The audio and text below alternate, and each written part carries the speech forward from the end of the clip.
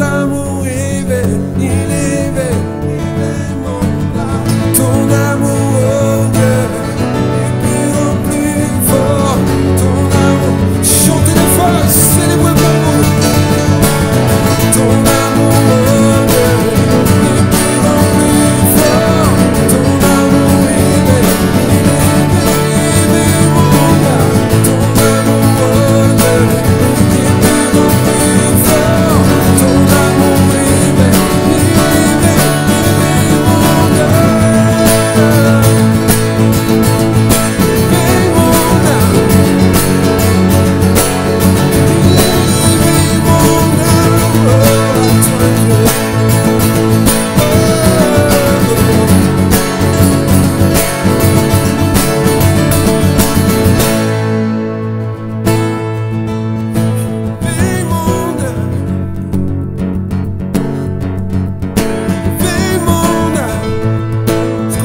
Des mains tous ensemble on les connecte. Juste invoquer l'esprit de réveil du Seigneur sur nous. Veille mon âme, oh Dieu, ouvre le ciel. Ouvre le ciel, oh. Ouvre le ciel. Éveille, oh.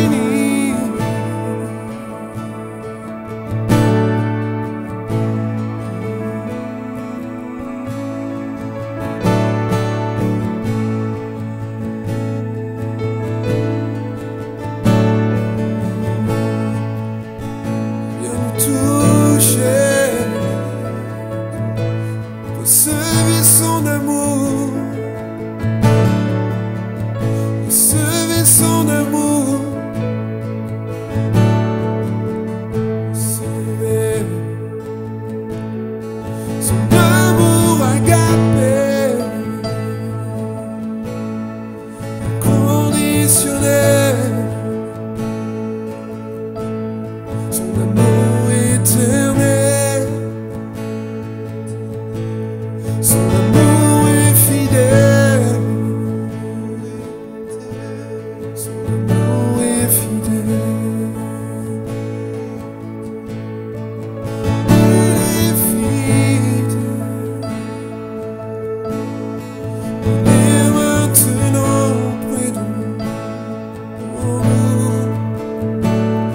Recevez, juste tendez vos bras vers Dieu.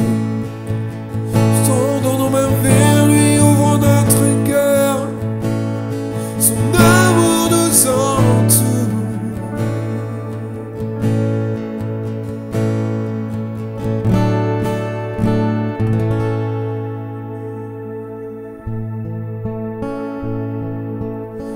Oh.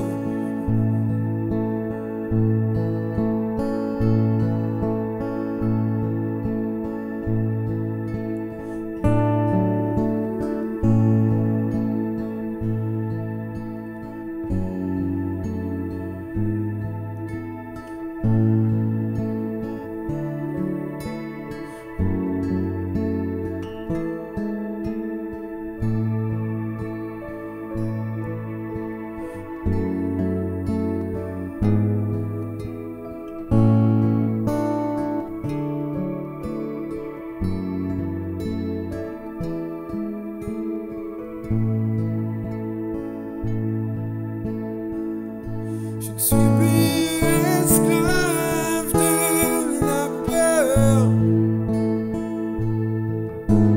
Je suis enfant de Dieu. Je ne suis plus esclave de la peur. Maintenant, je suis enfant de Dieu.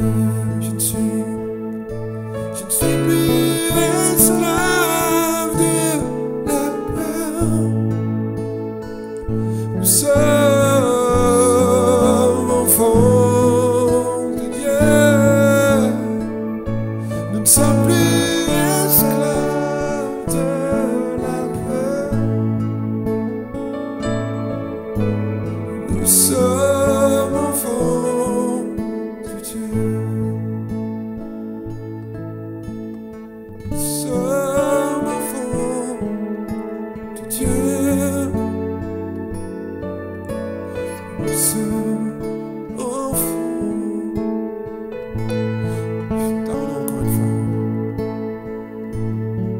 Je ne suis plus esclave de la peur.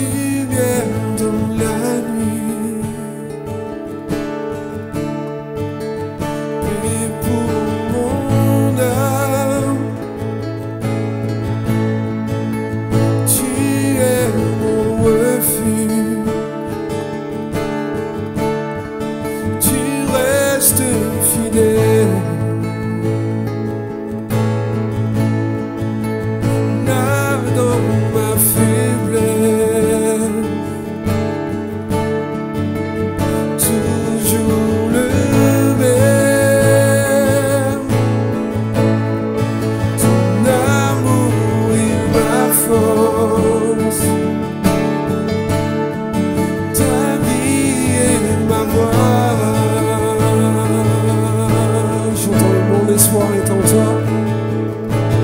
Mon espoir est en toi.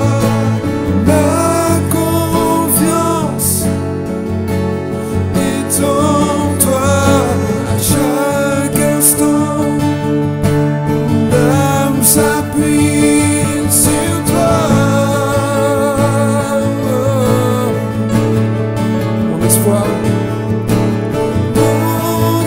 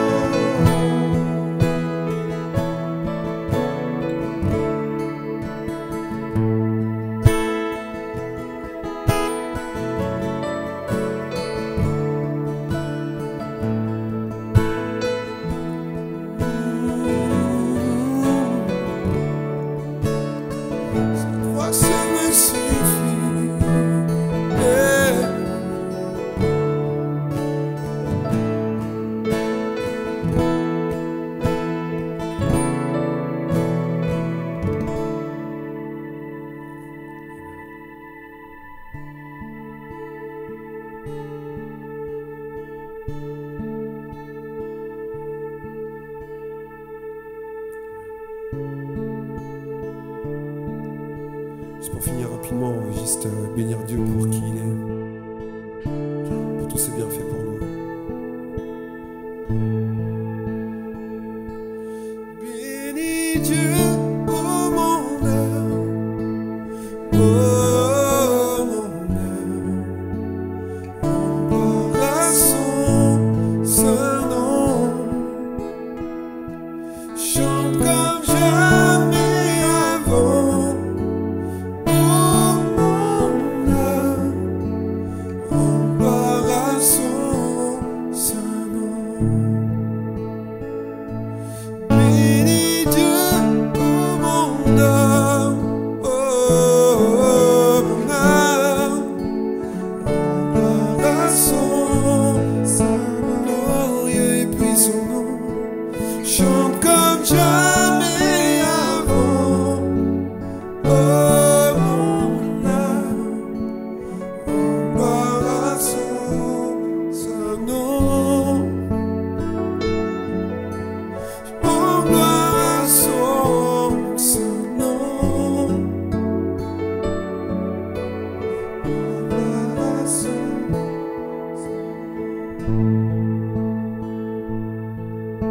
Juste pour finir, chantons Voici le roi. Juste pour finir ce moment ensemble. Voici le roi, l'aube d'un jour nouveau. Pour toi nos chants Dieu vont s'élever devant ce qui nous attend en 2021 et ce qui pourrait arriver. Qu'à la fin de cette année, nous te chantons encore. Qu'à la fin de cette année, nous voir s'élève encore. Qu'à la fin du jour, nous te chantons encore. Bénis Dieu, bénis Dieu, oh mon âme, mon âme, gloire à son chante comme jamais avant, gloire à son dernière fois, bénis Dieu, tous ses bienfaits, gloire à son gloire à ton nom, jamais avant,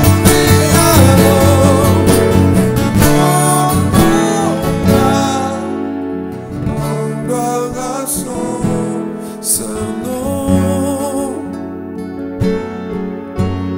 Rendons gloire à son saint nom. Venez, rendons gloire à son saint nom.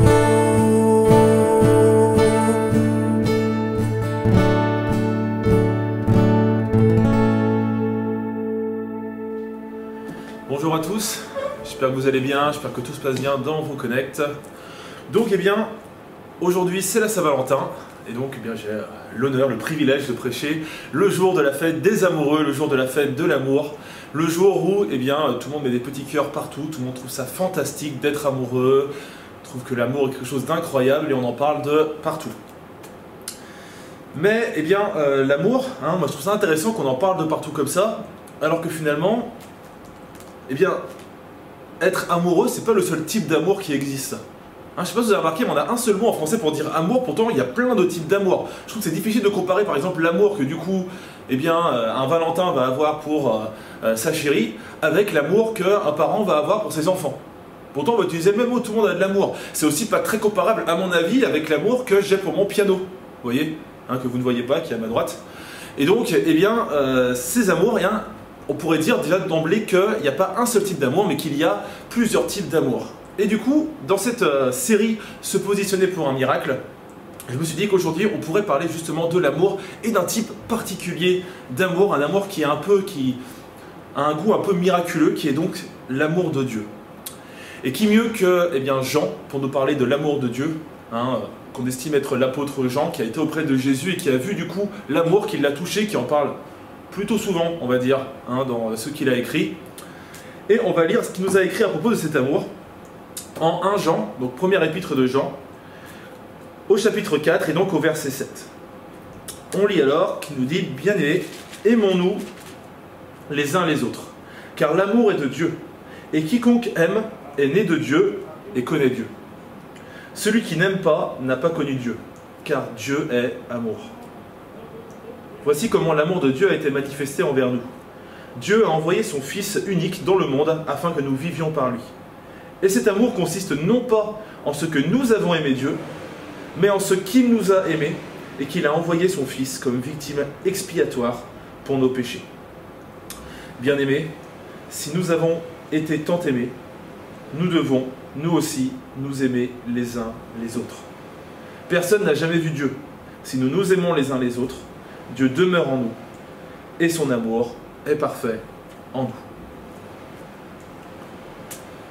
Donc Jean ici nous parle d'un amour particulier, vous savez, le fameux amour agapé, hein, si vous êtes depuis un petit moment dans les églises, hein, vous avez dû entendre parler de ça dans une ou deux prêches, hein, ce fameux amour agapé. C'est le mot grec qui est utilisé dans le Nouveau Testament pour décrire l'amour de Dieu, un amour qui est différent, un amour qui est spécial. Hein, ici, il nous dit que cet amour, il a le côté particulier du fait que, parce que nous avons été aimés, à cause de cet amour-là, cet amour agapé, nous devons aimer. Un amour un peu spécifique, parce que vous voyez, par exemple, la différence avec l'amour de la Saint-Valentin, c'est que généralement, si ma copine m'aime, elle ne s'attend pas à ce que moi j'aime d'autres copines. Hein, on attend généralement un peu de réciprocité dans l'amour. C'est-à-dire que je t'aime et toi, du coup, tu m'aimes. Et on va éviter de trop partager cet amour, il est spécifique entre nous. L'amour de Dieu est différent. L'amour de Dieu, il veut en effet qu'il soit réciproque. Hein, Dieu veut qu'on l'aime comme il nous aime, mais il veut surtout que nous nous aimions les uns les autres. Et c'est déjà quelque chose d'un peu particulier, hein, on se rend compte. Mais ce n'est pas la seule particularité avec cet amour. Déjà, ce que Jean dit ici, c'est que si on ne connaît pas cet amour, c'est que quelque part, on ne connaît pas Dieu. Et là, généralement, c'est rare qu'un personnage soit décrit par rapport à l'amour. Et que le fait de ne pas connaître l'amour, ça fait qu'on ne connaît pas ce personnage. Donc il y a quelque chose de spécial avec cet amour, et on pourrait se poser cette question du coup de quel est cet amour? D'autant que Jean nous dit que si on ne connaît pas cet amour, c'est probablement qu'on ne connaît pas Dieu. Et là, ça commence à m'inquiéter un peu, parce que vu qu'il y a plusieurs types d'amour, je suis plus sûr de savoir si celui-ci, je l'ai déjà vu. Et, pour être capable de discerner un peu comment est cet amour, je vous propose qu'on aille dans Éphésiens, hein, voir ce que Paul nous dit dans Éphésiens à propos de cet amour. Et donc dans Éphésiens, quand on va dans Éphésiens au chapitre 3, et donc au verset 17, Paul nous dit que Christ habite dans vos cœurs par la foi et que vous soyez enracinés et fondés dans l'amour, pour être capable de comprendre avec tous les saints quelle est la largeur, la longueur, la profondeur et la hauteur, et de connaître l'amour du Christ qui surpasse toute connaissance, en sorte que vous soyez remplis jusqu'à toute la plénitude de Dieu. Un amour qui surpasse toute connaissance. Je sais pas vous, mais moi, j'ai pas l'impression d'avoir vu ça. Ça commence à m'inquiéter un peu, hein, Paul. Je sais pas trop ce qui lui passait par la tête quand il a dit ça, hein, ou je suis pas certain de ce qu'il a pu voir, mais moi, quand je considère l'amour de Dieu, hein, j'ai pas l'impression de voir un amour qui surpasse, en tout cas de comprendre cette idée de surpasser toute intelligence et de trouver toute la plénitude de Dieu dans l'amour. Or, ce qui est inquiétant, c'est que Jean a dit que si on connaissait pas cet amour, quelque part, c'est qu'on connaissait pas Dieu. Alors du coup, ma question, c'est quel est cet amour? Et c'est finalement à ça qu'on va s'intéresser aujourd'hui, hein, c'est savoir quel est cet amour qui est si particulier que, a priori, il puisse être utilisé pour définir qui est Dieu, dans la phrase « Dieu est amour ». Cet amour qui est si particulier que Jésus dit, hein, si vous regardez dans Jean 13 au verset 35, il dit que, le monde verra que nous sommes ses disciples à l'amour, encore une fois l'amour agapé, cet amour si particulier, que nous avons les uns pour les autres.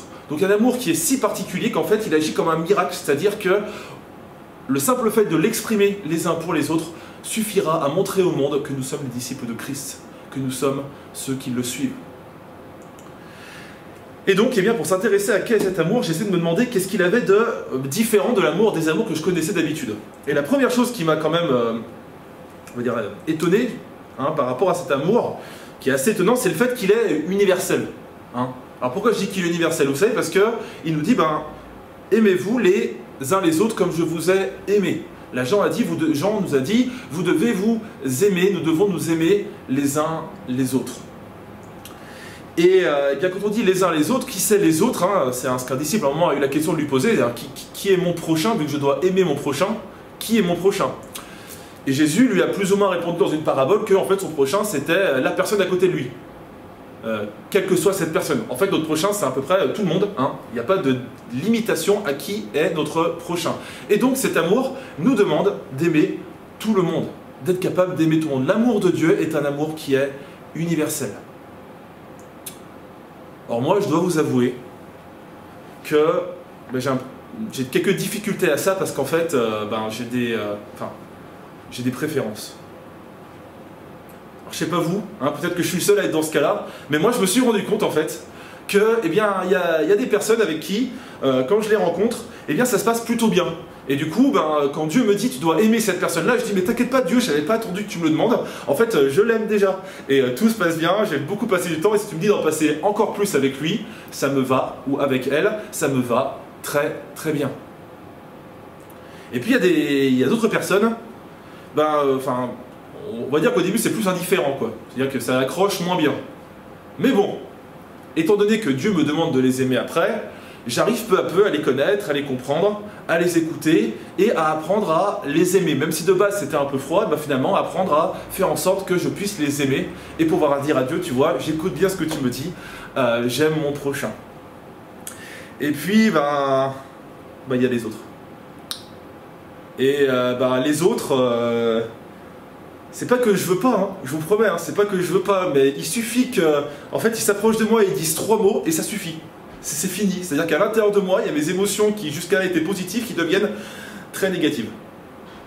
Et ces gens-là, vous voyez, par moment, je me dis, bon allez, je les revois et je me dis, ce coup-ci, je vais vraiment décider, je vais vraiment changer, ce coup-ci, je vais les aimer, parce que Dieu a dit que je devais aimer mon prochain. Alors je m'approche vers eux, je souris, je me dis, ça y est, c'est le jour où je vais réussir à les aimer. Et là, ils approchent, ils redisent 3 mots, et là, il y a quelque chose qui casse en moi, et je fais, en fait, non, désolé, c'est pas possible. Là, Seigneur, je peux pas. Non, ça marche pas, il y a quelque chose qui passe pas entre nous. Là, mes émotions, elles me disent non, mais non, à 200%, et elles veulent pas remonter. Pourtant, Dieu dit qu'il aime tout le monde. Alors du coup, je me suis posé la question de, alors est-ce que ça veut dire que Dieu, quelque part, alors soit il a pas d'émotion, soit il n'a pas d'émotion, soit alors il a toujours des émotions positives, et il n'a pas de préférence, parce que c'est pas possible sinon qu'il puisse aimer tout le monde. Et là, j'ai très vite trouvé des contre-exemples dans la Bible. C'est-à-dire que, laissez-moi vous en parler d'un, qui est assez connu, c'est un dénommé Lazare. Donc Lazare, c'était une personne dont Jésus était plutôt proche, et qui était un ami proche de lui. Et il y a un moment où Lazare, en fait, il tombe malade et il meurt. Et la sœur de Lazare, qui est aussi proche de Jésus, va le voir et lui dit, il est mort. Et non seulement elle lui dit ça, mais elle lui dit, il est mort quelque part par ta faute, parce que si t'étais arrivé plus tôt, il ne serait pas mort. Et là, que fait Jésus? Il nous est décrit dans ce passage que Jésus pleura. Jésus pleura parce que son ami, quelqu'un qu'il aimait beaucoup, est mort. Et là, je me dis, attends, Jésus, t'es pas très cohérent. Parce qu'avant, moi, je t'ai pas vu pleurer. Quand d'autres étaient morts, quand d'autres avaient des maladies, il n'est pas décrit que tu pleurais. Pourtant, là, tu me dis que tu pleures. Donc, honnêtement, si c'était mon pasteur, par exemple, je te dirais, écoute, si tu pleures pour l'un, il faut pleurer pour tout le monde. Il faut aimer tout le monde. Si tu aimes tout le monde autant, c'est pas bien de montrer ta préférence. Mais alors, non seulement ça, mais vous savez, je me suis rendu compte que par moments, il avait aussi des émotions négatives. Jésus. D'autres émotions négatives. Il y a un moment où il dit à ses disciples, parce qu'ils faisaient un peu n'importe quoi, parce qu'ils n'arrivaient pas à faire ce qu'il lui avait dit, il leur dit « Mais combien de temps encore est-ce que je devrais vous supporter? Combien de temps encore est-ce que je devrais supporter d'être avec vous ?» Ce qui paraît pas très sympathique, surtout quand c'était des disciples. Non seulement ça, Mais attendez, pensez aux pharisiens. Hein, quand on voit les rapports qu'il avait, donc les pharisiens c'était une secte qui s'opposait régulièrement à Jésus, et quand on voit comment Jésus leur répondait par moments, on sent que, entre guillemets, il y avait un peu d'eau dans le gaz, quoi. Ça se passait pas très très bien entre eux, et Jésus n'était pas enthousiasmé à l'idée de les rencontrer et de discuter avec eux. Donc, en fait, Jésus, quelque part, il était comme moi, il était comme nous. C'est-à-dire qu'en fait, il ressentait des émotions, et manifestement, il pouvait aussi avoir des préférences. Des gens vers qui il était incliné de manière plus facile et avec qui il s'entendait bien. Pourtant, eh bien, malgré tout ça, quand il va à la croix, quand Jésus choisit de monter sur cette croix et de porter nos péchés, eh bien, il est décrit et il est dit à de nombreuses reprises qu'il a porté les péchés de tous. Quand il a fallu qu'il aille sur cette croix pour se sacrifier, pour porter le péché du monde, pour porter toutes les horreurs qu'on avait faites, eh bien, il n'a pas sélectionné. Cette fois, les préférences, il les a oubliées. Cette fois, ses émotions, il les a laissées de côté. Et il a porté les péchés de tout le monde afin que tous puissent être réconciliés avec Dieu. Dieu l'a envoyé afin qu'il soit une victime expiatoire pour nous, qu'il soit une victime expiatoire pour tous. Donc alors que Jésus avait manifestement des émotions et des préférences, lorsqu'il a fallu qu'il exprime l'amour de Dieu, c'est-à-dire ce pourquoi il avait été envoyé, eh bien cette fois, il a été capable de le donner pour tous. Et il est même dit que lorsqu'il a été trahi, que lorsqu'il a été rejeté par tous et qu'à ce moment-là, il a été porté vers cette croix, c'est à ce moment-là qu'il a mis le comble à son amour. Au moment où tout le monde l'a abandonné. Et c'est là que j'ai compris quelque chose. C'est qu'en fait, cet amour qu'a Dieu, vous savez, on se demande quel est cet amour divin, eh bien, manifestement, il n'est pas émotionnel. Il est intentionnel. L'amour de Dieu n'est pas émotionnel, il est intentionnel. Laissez-moi le dire autrement. L'amour de Dieu n'est pas basé sur une émotion, il est basé sur une décision. En fait, Dieu n'a pas attendu d'éprouver des émotions pour nous aimer. Il a décidé, avant même que nous soyons nés, qu'il nous aimerait. Et là-dessus, quelles que soient les émotions qu'il a pu ressentir à cause de ce qu'on a pu faire, à cause de qui on est, eh bien, Dieu a toujours décidé de nous aimer. Il est resté stable par rapport à ça, et c'est pour ça que son amour est universel, c'est pour ça que son amour est inconditionnel, parce qu'en réalité, il a décidé de nous aimer. Et donc là, en effet, il y a des moments où, soyons honnêtes, il y a des moments où on fait des choses qui ne vont pas forcément bien par rapport à Dieu, il y a des moments où on peut peut-être le mettre en colère, mais malgré tout, parce qu'il a décidé de nous aimer, il continue de nous aimer. Et son sacrifice qu'il a fait était pour tous et continue à être pour tous, parce qu'il s'est donné pour ça. C'est comme ça que s'exprime l'amour de Dieu, un amour qui est intentionnel, qui dépend de sa décision, mais qui ne dépend pas du coup de ses émotions. Et je pense que notre problème souvent, quand on essaye d'exprimer cet amour, quand on essaye d'avoir cet amour les uns pour les autres, c'est que nous, on ne voit l'amour qu'au travers de l'émotion. Nous, quand on pense amour, on pense émotion, et donc on va aller puiser dans nos émotions pour essayer d'aimer. Pour exprimer cet amour, on va aller puiser dans nos émotions. Le problème, c'est que, eh bien oui, c'est vrai par moments, ces émotions, elles sont là, et à ce moment-là, c'est facile, mais il y a des moments, ces émotions, elles ne sont pas là, il y a des moments où elles sont négatives. Il y a des gens pour qui on a du mal à éprouver des émotions positives, et du coup, quand on essaie de puiser dans ces émotions pour aimer, on se dit, mais attends, mais il n'y a rien, je ne sais pas comment, c'est impossible que je puisse faire ça, parce que quand je regarde mes émotions, elles ne sont pas bonnes. Et je n'arrive pas à en tirer la force de aimer comme tu veux que j'aime. La réponse que Dieu donne à ça, c'est, eh bien, que nous devons prendre une décision. Que notre amour ne doit pas être du coup basé sur ces émotions, mais qu'on doit s'inspirer en réalité de ce que lui a fait pour nous. Et c'est ce qu'il dit, parce que nous avons été tant aimés, nous devons aimer. En réalité, pour pouvoir aimer comme Dieu veut, il ne faut pas aller chercher forcément dans ces émotions. Si elles sont positives, autant en profiter, même s'il faut faire attention, parce que pour le moment, elles nous perturbent un petit peu, vu qu'elles sont justement un peu trop fortes. Mais il ne faut pas forcément aller puiser là-dedans, mais il faut puiser dans l'exemple qu'a été Christ pour nous. Christ qui rejeté, Christ qui, maltraité par tous, a choisi jusqu'au bout de porter les péchés du monde, alors qu'il n'avait pas à le faire. La première chose, quel est cet amour? C'est un amour qui est émotionnel, qui est intentionnel et pas émotionnel. Et cet amour-là, c'est celui que nous devons apprendre à exprimer de la même façon.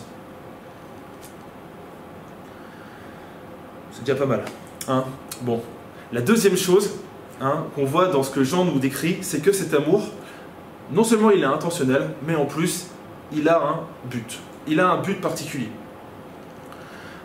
Jean nous dit que, eh bien, Christ a été envoyé pour être une victime expiatoire, afin que, eh bien, nous puissions avoir la vie, afin que nous puissions être à nouveau avec Dieu. Intéressant de se dire que la justice, à cause de ce que nous avions fait au Jardin d'Éden, et par la suite, parce que finalement on n'a fait que pécher et du coup s'éloigner de Dieu, à cause de ça, eh bien, la justice disait que maintenant nous étions quelque part irréconciliables. Il fallait que quelqu'un paye pour tout ce qui avait été fait au milieu. L'homme et Dieu étaient séparés à cause de tous ces péchés qui s'étaient amoncelés entre du coup Dieu et l'homme. La justice disait ça. Et quand l'amour a vu ça, quand l'amour de Dieu a vu ça, il a dit oui c'est vrai, il y a ça. Mais là où la justice disait qu'il fallait qu'on reste séparés, l'amour a trouvé la solution pour que l'on soit réconciliés. L'amour a dit oui c'est vrai, la justice a raison, il y a quelque chose de mal qui s'est passé et maintenant il faut réparation, mais vous savez quoi? C'est moi qui vais payer le prix.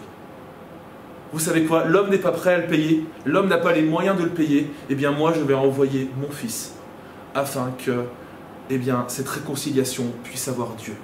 L'amour de Dieu est un amour qui cherche à réconcilier l'homme et Dieu et qui n'a pas hésité à envoyer son fils.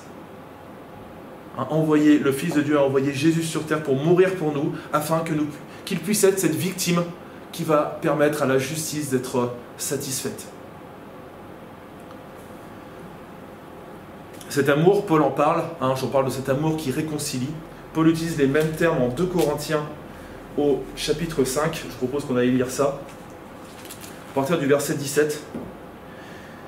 Il nous dit, si quelqu'un est en Christ, il est une nouvelle créature. Les choses anciennes sont passées, voici toutes choses sont devenues nouvelles.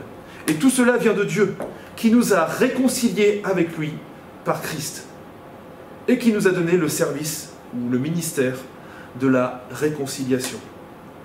Car Dieu était en Christ, réconciliant le monde en lui-même, sans tenir compte aux hommes de leurs fautes. Et il a mis en nous la parole de la réconciliation. Nous sommes donc ambassadeurs pour Christ, comme si Dieu exhortait par nous. Nous vous en supplions au nom de Christ, soyez réconciliés avec Dieu.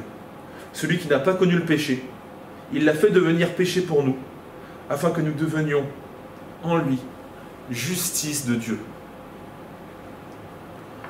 On voit ici que donc ce que Paul nous explique, eh bien c'est plus ou moins la même chose que Jean nous a expliqué, c'est-à-dire que l'amour de Dieu, le but de l'amour de Dieu, du plan de l'amour de Dieu, c'est de réconcilier l'homme avec Dieu. Et ce qui est intéressant, c'est de voir que non seulement eh bien, il a envoyé Jésus pour ça, mais que nous aussi, nous sommes une partie intégrante de ce plan. Nous aussi, nous pouvons agir et nous devons faire partie intégrante de ce plan. Comment exprimer l'amour de Dieu? Comment est-ce qu'on peut exprimer l'amour de Dieu les uns pour les autres? Eh bien, c'est en faisant la même chose qu'a fait cet amour depuis le début, c'est-à-dire en faisant en sorte, en travaillant pour réconcilier l'homme avec Dieu. L'amour qui a un but, vous savez, pour moi, c'est pas toujours savoir justement, c'est pas toujours facile de savoir qu'est-ce que ça veut dire que aimer. Aimer, ça peut vouloir dire beaucoup de choses selon les personnes. Moi, je suis professeur.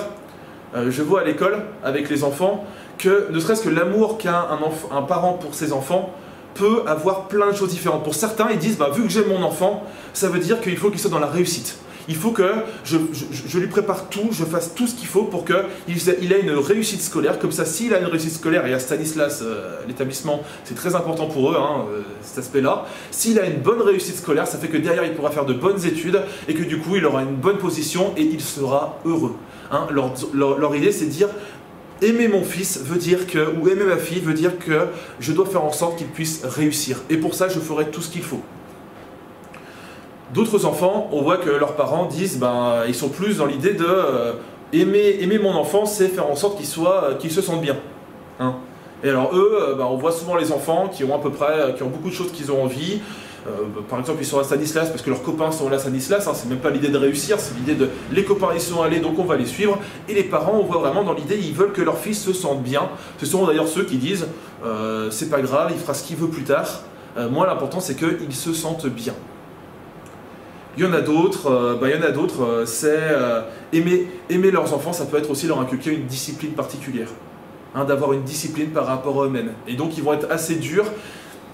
Ils peuvent se montrer apparemment très durs parce que eux, leur idée, c'est voilà comme mon fils, ce que je dois apporter à mon fils ou à ma fille, c'est la discipline pour qu'il soit capable de se discipliner lui-même et plus tard être capable de faire ce qu'il a envie avec cette discipline qu'il aura acquise, cette éducation particulière. Ça, c'est l'amour d'un parent pour ses enfants. Et bien, l'amour de Dieu, vous voyez, de la même façon, quand l'amour de Dieu regarde, comment est-ce que Dieu exprime son amour pour nous? Eh bien, lui, ce qu'il veut, c'est réconcilier. Lui, il estime que la chose qu'il doit nous apporter, la chose qu'il doit apporter à l'humanité, c'est la réconciliation entre Dieu et elle. Et du coup, nous, eh bien, c'est exactement la même chose que nous devons faire les uns pour les autres. Nous devons, si nous voulons exprimer l'amour de Dieu, nous devons, eh bien, nous aider à être réconciliés les uns avec Dieu. Nous devons réconcilier aussi nous-mêmes l'homme avec Dieu. Et réconcilier l'homme avec Dieu, eh bien, en fait, ça va vouloir dire beaucoup de choses selon les personnes. Hein, quand vous avez quelqu'un qui n'est pas du tout chrétien et qui ne connaît pas Dieu, réconcilier, ça va se faire par petites étapes. Par moment, ça peut être juste de discuter avec lui, de répondre à ses questions. Et de répondre à toutes ses questions. Hein, même celles qui nous mettent par moment mal à l'aise. Parce qu'il faut être honnête, par moment, les non-chrétiens, ils ont des questions, nous, on se les pose aussi. Et donc, on est tenté de mettre la question de côté et de dire qu'elle n'est pas importante et de juste réciter ce qu'on a entendu là-dessus. Mais par moment, il faut juste être honnête et leur montrer que, eh bien, nous aussi, on se pose des questions, mais qu'il n'empêche, on est quand même convaincu que Dieu est là et que Dieu agit dans nos vies. Réconcilier l'homme avec Dieu, ça peut être aussi par moment justement prier pour la guérison. Celui-ci, on le connaît bien en général. Prier pour la guérison, mais ça peut être se battre pour la guérison. Faire en sorte qu'il puisse avoir des choses dans sa vie, qu'il soit guéri, afin qu'il puisse s'ouvrir d'une plus grande manière à Dieu. Parce que souvent les blessures, c'est ce qui nous bloque le plus pour nous ouvrir par rapport à Dieu. On a parlé des Jéricho il n'y a pas longtemps. Nico nous a parlé de comment on peut faire bouger nos Jéricho. Eh bien, de la même façon, par moment, ça peut vouloir dire ça, aider les gens à être réconciliés avec Dieu. Vous savez, aider les gens à être réconciliés avec Dieu, et ça c'est pour ceux qui sont un peu plus affermis, par moment ça peut être aussi cibler les problèmes. Ça peut être aussi se laisser dire ou alors dire à notre ami que cette chose-là dans sa vie c'est ce qui le bloque pour l'instant. C'est à cause de ça pour l'instant qu'il n'arrive pas à être plus réconcilié avec Dieu et qu'il doit changer ça pour grandir. Réconcilier avec Dieu, vous savez, par moment ça peut même vouloir dire se retirer. Ça c'est quelque chose, on a du mal, parce que nous, l'amour, on imagine toujours l'amour comme étant quelque chose qui s'exprime de manière directe. Il faut qu'on soit proche de l'autre pour l'aimer. Mais par moment, aimer de manière divine, exprimer cet amour, eh bien, ça peut être de s'éloigner pour que la personne, elle puisse devenir plus dépendante de Dieu.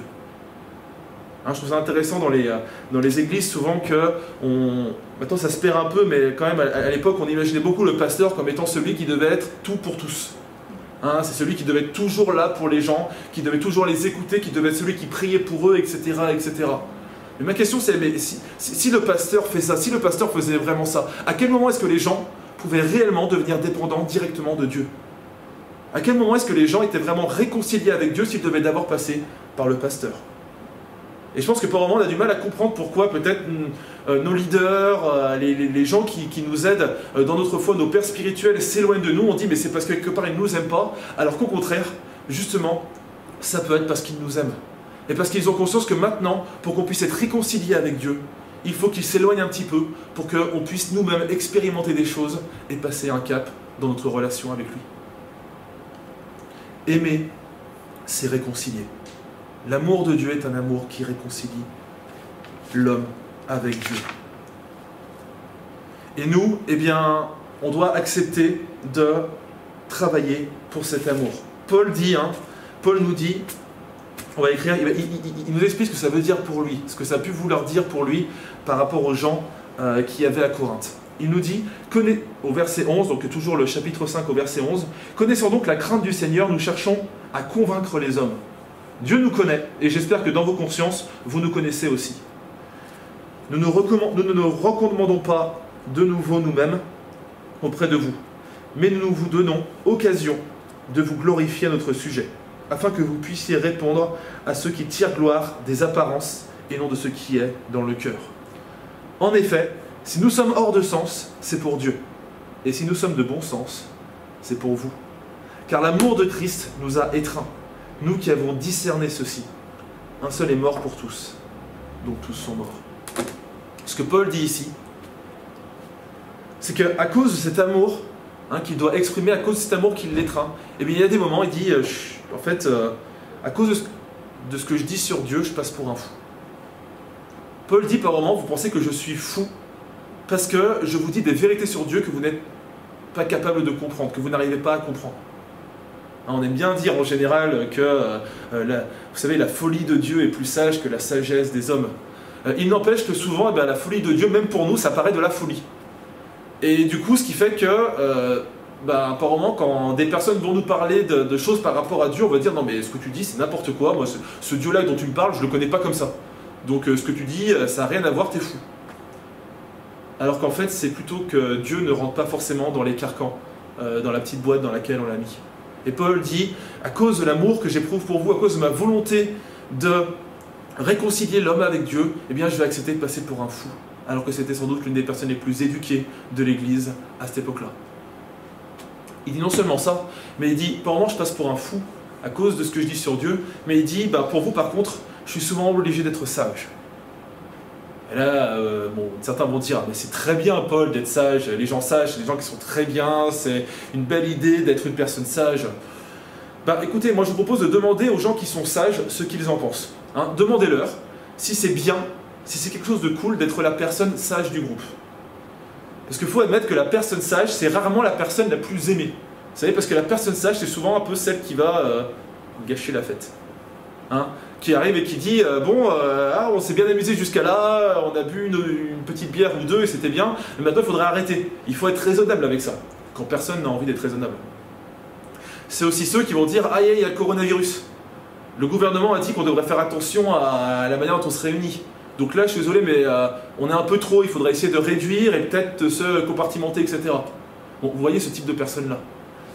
Et le problème avec ces deux personnes-là, c'est que non seulement elles disent des choses qu'on n'a pas envie d'entendre, mais en plus, vu qu'elles se comportent de manière sage, elles sont souvent inattaquables. C'est-à-dire que nous, on aimerait dire, mais toi tu me dis ça, mais moi j'ai vu que toi tu fais ça. Et alors, du coup, on s'en rassurait parce que c'est un peu égal à égal. Sauf que Paul dit, je me comporte aussi de manière sage envers vous. Et ce qui fait que Paul était aussi inattaquable. Être sage, c'est pas quelque chose qui rend populaire. Pas du tout. Mais Paul dit, à cause de l'amour que j'éprouve pour vous, à cause de cette volonté que j'ai de vous réconcilier avec Dieu, eh bien je vais accepter par moment de passer pour un fou. Je vais accepter aussi d'être sage et du coup de ne pas être apprécié par les choses que je dis, parce que c'est ça dont vous avez besoin pour être réconcilié avec Dieu. Donc la deuxième chose, l'amour de Dieu est un amour qui cherche à réconcilier. Et nous, si nous voulons l'exprimer, si nous voulons que les gens voient que nous sommes chrétiens, que nous sommes disciples de Christ, nous devons apprendre à travailler pour qu'ils soient réconciliés. Pas forcément pour qu'ils se sentent bien, c'est bien qu'ils se sentent bien, c'est bien qu'on les aide financièrement, c'est bien qu'on les aide à s'accomplir dans ce qu'ils font, mais avant tout, si nous voulons exprimer l'amour de Dieu, nous devons les aider à être réconciliés avec Dieu. Bon, on se rend compte que cet amour, finalement, il n'est pas aussi sympathique qu'on l'imaginait. Nous, on voyait souvent l'amour de Dieu comme étant quelque chose de fantastique, qu'on veut tous avoir dans nos vies. Et là, maintenant, on commence à comprendre que cet amour n'est pas toujours la chose la plus cool et la plus, en tout cas, gratifiante du monde, vu ce qu'elle nous demande de faire derrière. Paul, quand il en parle, il dit justement au verset 14 qu'on a eu tout à l'heure, c'est l'amour de Christ qui nous a étreints. Une autre traduction dit presse. C'est l'amour de Christ qui nous presse. Nous qui avons discerné ceci, un seul est mort pour tous, donc tous sont morts. Vous savez, l'amour, on dit souvent que c'est quelque chose de génial, mais il faut admettre que, quel que soit l'amour c'est aussi quelque chose qui est terrible. L'amour, c'est pas forcément le maître le plus agréable du monde, parce qu'à cause de l'amour, par moment, on peut se retrouver dans une situation terrible. On peut se retrouver dans des situations difficiles, se sentir forcé de faire des choses qu'on n'a pas envie de faire. Hein, l'amour qu'on peut avoir pour, du coup, pour moi, pour une femme ou quelque chose comme ça peut nous mettre dans des situations par moments où on ne se sent pas du tout bien à cause de ça, ou alors on va être obligé de changer, on n'a pas forcément envie de changer, mais on va se dire qu'on doit changer par amour pour l'autre. On va faire des choses qu'on n'était pas prêt à faire parce que l'amour nous presse. Et ce que Paul dit ici, c'est que, en fait, vous savez, l'amour de Dieu, c'est aussi un amour qui presse. C'est un amour qui pousse à faire des choses. Il dit, lorsque j'ai considéré que, eh bien, vu que Christ était mort, était mort pour tous, ça voulait dire que quelque part tout le monde était mort. Il dit, lorsque j'ai considéré ça, lorsque je me suis rendu compte de ce que ça voulait dire, il dit, il y a quelque chose qui est venu en moi, il y a cet amour qui est venu en moi, et depuis, à cause de ça, eh bien, je suis obligé de travailler à la réconciliation. Je ne peux pas m'en empêcher, il y a quelque chose en moi qui me presse pour que je fasse ces choses-là. Et là, on comprend pourquoi, par moment, on ne connaît pas trop l'amour de Dieu. Hein, le fait qu'on ne l'expérimente pas toujours au niveau qu'on veut, c'est qu'en réalité, quand l'amour de Dieu vient pour nous faire du bien, on est content, mais quand l'amour de Dieu commence à nous presser, il faut admettre que, et moi je l'admets que par moment, eh bien, quand je sens cette pression qui arrive, j'ai tendance à, eh bien, par moment, peut-être me fermer un petit peu. Parce que je sens très bien ce que ça veut dire. Je sens très bien que si je laisse cet amour m'imprégner, ça veut dire qu'il va falloir que je change en différents domaines. Ça veut dire que je ne pourrai plus me comporter comme je me comporte avec les gens. Ça veut dire que, eh bien, il faudra plus que je fasse attention aux gens autour de moi, aux pauvres qui sont dans la rue, aux gens qui souffrent, à toutes ces personnes qui ont besoin de cet amour et qui sont tout autour de moi. Et quand je sens cet amour qui commence à me presser, je dis, oulala, un petit peu si tu veux, mais là honnêtement, arrête-toi, parce que j'ai pas envie de ressentir ça. Le mot qu'utilise Paul ici, c'est le mot sunero en grec. Et ce mot signifie presser. Il signifie presser, et il est utilisé par exemple pour dire que la maladie pressait les gens qui allaient vers Jésus. C'est aussi ce mot qui est utilisé pour dire que la fièvre pressait des personnes. C'est un mot qui est utilisé pour cette oppression donc qu'on pouvait avoir quand on se sent vraiment mal. Voilà la pression que l'amour de Dieu met sur nos cœurs. Et là on pourrait se dire, mais quelle horreur, j'ai pas envie de vivre ça. Il n'empêche que, eh bien, Paul n'a pas choisi ce mot au hasard parce que sunero veut dire en effet presser et oppresser. Mais il a une deuxième signification. Il veut dire aussi tenir ensemble pour éviter que quelque chose se brise. C'est un mot qui peut être utilisé pour, par exemple, le potier qui va tenir son pot, qui va tenir un pot pour éviter que quoi que ce soit ne se brise, pour éviter qu'il ne tombe en morceaux. Ce que Paul dit, c'est que oui, en effet, l'amour de Dieu est quelque chose qui nous presse. Mais l'amour de Dieu, c'est aussi celui qui va nous tenir entiers. C'est aussi celui qui va faire attention à ce qu'on ne se brise pas. Vous savez, Jésus sait. Jésus sait ce que c'est. Jésus sait ce que c'est d'être rejeté. Jésus sait ce que c'est que de souffrir parce qu'on aime et qu'on n'est pas aimé en retour. Jésus sait ce que c'est que de passer pour un fou alors qu'il était le seul à avoir la pleine vérité. Jésus sait ce que c'est d'être jusqu'à lapider parce qu'il disait des choses sages, parce qu'il disait des choses que les gens avaient besoin d'entendre mais ne voulaient pas entendre. Jésus, Dieu a envoyé son Fils sur terre afin qu'il vive comme nous, afin qu'il l'expérimente. Pourtant, Dieu n'avait pas besoin, Dieu sait tout. Dieu savait déjà ce que ça faisait. Mais malgré tout, il est quand même venu sur terre et a passé 35 ans de vie environ sur terre pour expérimenter ces choses-là. Pour être capable de dire qu'il avait aussi vécu ces choses difficiles. Et donc, et ça, Nico nous en parlait il y a pas longtemps quand il parlait de Hébreux et du fait qu'on avait quelqu'un qui avait compassion de nous en haut et qui pouvait compartir à nos souffrances. Eh bien, Christ, lorsqu'il exprime son amour sur nous, oui, en effet, il nous presse à réconcilier avec le monde, mais étant donné qu'il sait ce qu'on vit, eh bien, en même temps qu'il nous presse, il nous étreint. L'amour de Dieu est un amour qui presse. C'est aussi un amour qui étreint. Jésus sait très bien ce vers quoi on va lorsqu'il nous pousse dans une direction. Et donc il reste là et il s'assure derrière que nous puissions rester entiers, que nous puissions ne pas nous briser. Et le problème, c'est que souvent, nous, parce qu'on a peur d'être pressés, parce qu'on a peur de ce que ça peut vouloir dire d'aller dans cette direction-là, eh bien, oui, en effet, on évite d'être pressé, mais du coup, d'un autre côté, eh bien, on n'expérimente pas non plus la consolation que Dieu veut nous apporter. Parce qu'on refuse d'aller dans le champ que Dieu nous présente devant nous. Parce qu'on a peur de ce que ça veut vouloir dire, on n'expérimente pas tout le bien-être, toutes les bénédictions que Dieu a prévues pour nous afin que nous puissions rester entiers. Afin que nous puissions rester un. Il est là pour nous, cet amour est là, Sunero, pour nous tenir ensemble. Et vous pourrez me dire, oui mais bon, en même temps, moi j'ai pas, si j'expérimente pas ça, du coup, j'aurais pas à être brisé. Alors du coup, pourquoi est-ce que j'expérimenterais ça, hein, la guérison, s'il n'y a pas besoin d'être brisé? Soyons honnêtes entre nous à ce moment-là. La vie nous brise. Il y a tous... ça m'étonnerait qu'on puisse trouver une seule personne qui ne puisse pas dire qu'il y a quelque chose de brisé dans sa vie, qu'il n'a jamais expérimenté, eh bien, un échec ou quelque chose qui l'a brisé dans sa vie. Nous sommes tous des vases brisés. Nous avons tous à l'intérieur de notre vie des choses qui sont décollées, des choses qui sont en morceaux, des choses, et c'est ces choses-là pour lesquelles on s'approche de Dieu en disant « S'il te plaît Seigneur, fais quelque chose par rapport à ça, je n'en peux plus. » La vie nous brise. Dieu nous dit « Écoute, moi je suis la solution à ça. Mon amour est là pour recoller les morceaux. Mon amour est là pour faire en sorte que tu puisses tenir, que tout puisse à nouveau tenir ensemble. Mais par contre, étant donné que tu expérimentes ça, eh bien toi aussi, tu dois faire en sorte que les autres puissent l'expérimenter aussi. Un amour qui presse, mais un amour qui étreint. Voilà ce qu'est l'amour de Dieu.